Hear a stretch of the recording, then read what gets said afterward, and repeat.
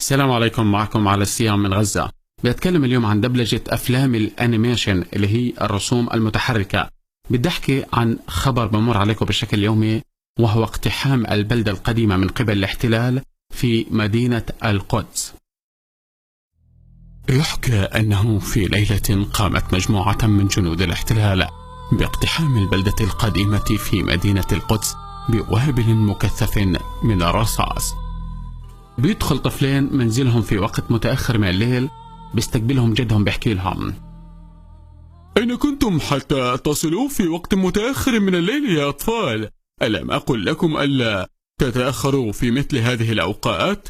لا يا جدي، علمنا أن جنود الاحتلال سيقتحمون بلدتنا، فقمت أنا وأصدقائي بمهاجمتهم بحجارتنا، حتى علمنا أنهم هربوا وانسحبوا من المكان خائفين من حجارتنا يا جدي. هل جيت بحكي أخوه الكسول كان معه؟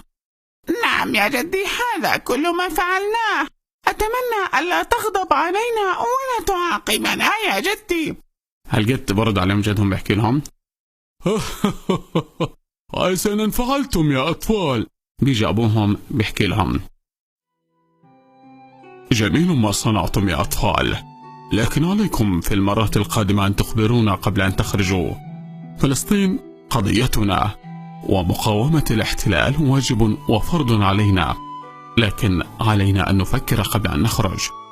اجعلوا من الحجارة سلاحا لكم، لكن لا تجعلوا للاحتلال حجة في اغتيالكم بأي وقت ولأي سبب. صحبتكم السلامة في كل الأوقات يا أطفال. حسنا يا أبي. هي مقطع صغير وقصير مرتين التاب، إن شاء الله يكون عجبكم، إن شاء الله تكونوا انبسطتوا.